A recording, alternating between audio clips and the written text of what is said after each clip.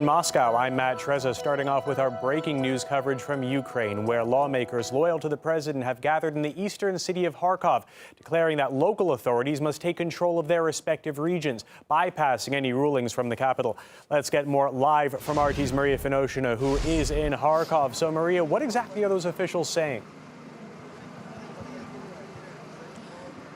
Well, Matt, the resolution that the representatives of the authorities of the eastern and southeastern Ukraine adopted here today after their emergency meeting here in the city of Kharkov says that since today they no longer obey the central authorities that they think are paralyzed, and since today local authorities will be a unique force in charge of all political decisions here on the ground. This resolution also says that there are huge doubts that all recent decisions and laws approved by the country's parliament are constitutional and deliberate. Although it was not yet particularly clear from this document whether local authorities here recognize or don't recognize these decisions and these laws. Well, this resolution in fact means a huge split of power here in the country, and of course this will add to the division that we already see not only in Ukraine but even here in the eastern part of the country.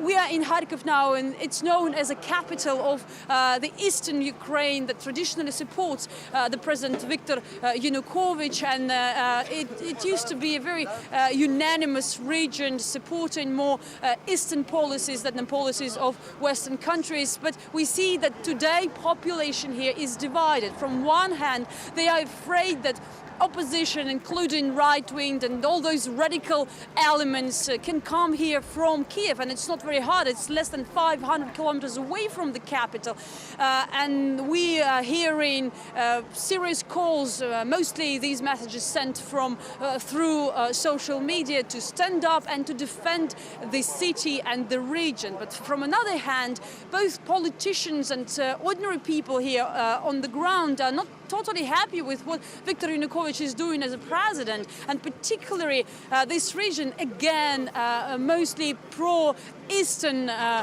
region than pro-western, is disappointed by the Europe-broadened early poll deal that Viktor Yanukovych signed with the opposition earlier on Friday. And the vivid illustration of this division that we see here and we see in the entire country is this meeting that you can see, I hope, behind me. There are those who support the local authorities and even the president still here, but also there are those who call themselves opposition, and they say that they don't want to live in a country ruled by Yanukovych and his people. And so far it's peaceful, but no one can say where it's going to lead and how it may end, given all the tensions that we've seen already here in the country in the last months.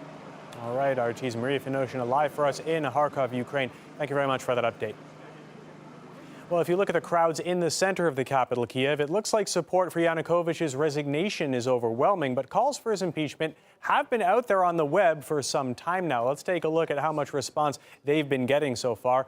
Now, this is a petition that you can see next to me here from anti-government activists that was launched back in December.